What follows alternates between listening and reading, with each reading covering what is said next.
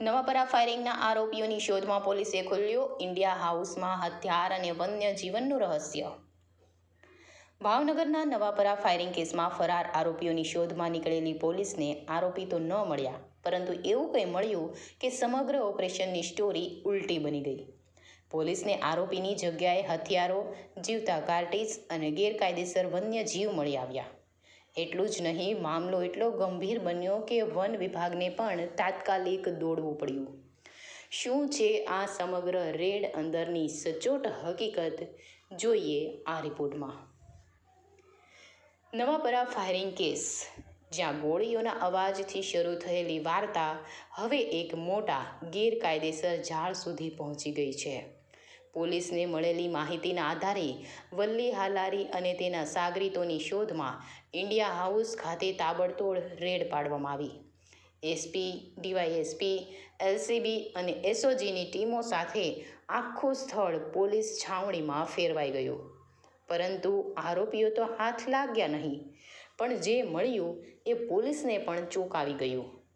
Search દરમિયાન સ્થળ પરથી મળી આવ્યા 50 જેટલા જીવતા કાર્ટીજ, ધારદાર હથિયારો અને વિદેશી દારૂની બોટલ।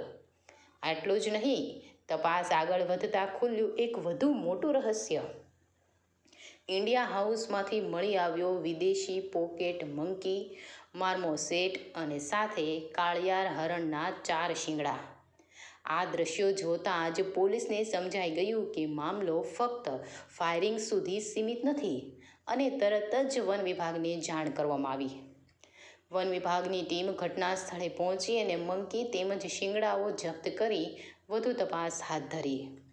પ્રાથમિક તપાસમાં સામે આવ્યું છે કે વિદેશી મંકી માટે પરમિશન પ્રક્રિયા ચાલી રહી હતી, પરંતુ શંકાના ઘેરામાં અનેક પ્રશ્નો ઊભા થયા છે।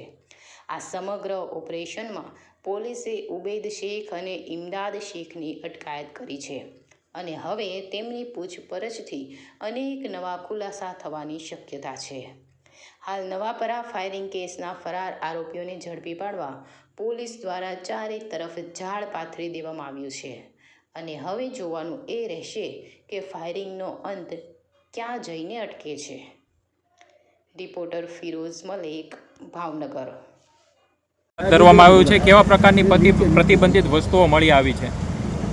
સૌપ્રથમ તો પોલીસ સ્ટાફ દ્વારા જે ટીવીને નીચું કરજો, એમાં ટીવીને નીચું કર થોડુંક ભાઈ, અવશેષો તેઓને ગાડિયાના શીંગડા મળતા અમને જાણ કરી સ્ટાફ દ્વારા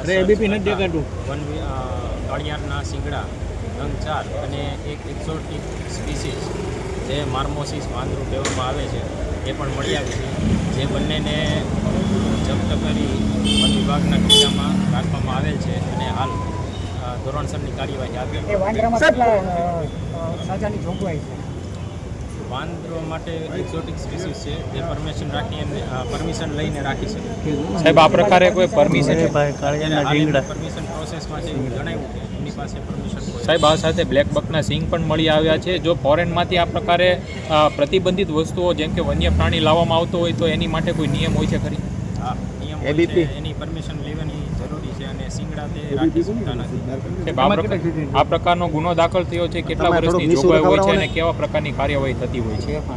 7 વર્ષની જોગવાઈ છે સજાની મેક્સિમમ, અને અમારી તરફથી જે કાંઈ ધોરણસરની કાર્યવાહી હાથ ધરવામાં આવે અમે તો કરશું। સાહેબ, આ પ્રકારના વન્ય પ્રાણીઓ અગાઉ ક્યારે પકડાયા છે કે કેમ ભાવનગરમાંથી? ના, સ્ટેશનના નવાપરા વિસ્તારમાં આજે વહેલી સવારે આ કામના ફરિયાદી ઉપર ફાયરિંગ થયેલા, જેના કામે 6 જેટલા આરોપીઓને પોલીસે પકડવામાં આવેલા, અને આ કામના તૌફીક અને વલ્લીભાઈ કરીને જે આરોપી હતા તે નાસ્તા પડતા હોય આજે અત્રે હોવાની શક્યતાથી એલસીબી, એસઓજી અને તપાસ કરનારની ટીમ માનનીય એસપી સાહેબની સીધી દેખરેખ હેઠળ અહીંયા રેડ કરતા આ કામે 50 જેટલા જીવતા કાર્ટીજ મળેલા છે, 6 જેટલી છરીઓ મળેલી છે, એક પ્રોહિબિશનની બોટલ મળેલી છે, તથા બ્લેક બગની 4 સિંગ તથા એક પોકેટ મંકી તપાસ દરમિયાન રેડ દરમિયાન મળી આવેલ છે. જે બે બ્લેક બગના જે સિંગ અને જે પોકેટ મંકી અનુસંધાને ફોરેસ્ટના અધિકારીઓને જાણ કરતાં તેના દ્વારા કાર્યવાહી કરવામાં આવનાર છે.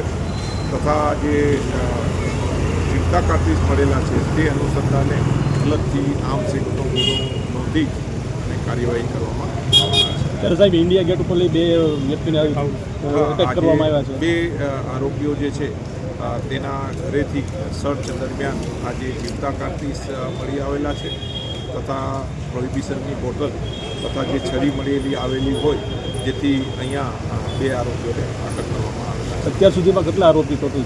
અત્યારે સુધીમાં 6 જેટલા આરોપીઓ અટક કરવામાં આવેલા છે અને આ જે છે અલગ જે છે સર્ચ દરમિયાન મળી આવેલું હોય તો અહીંયાથી અલગ બે આરોપીઓને અટક કરવામાં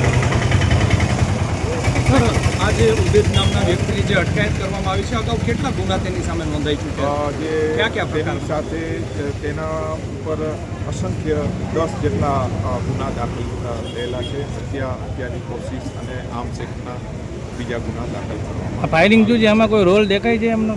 નહીં. હાલના તબક્કે પોલીસ દ્વારા જે રેડ કરતા આ રીતના મળેલા છે. પોલીસનું તપાસ હાલમાં ચાલુ છે અને એ બાબતે બી પોલીસ તપાસ કરવામાં આવશે. Thank you.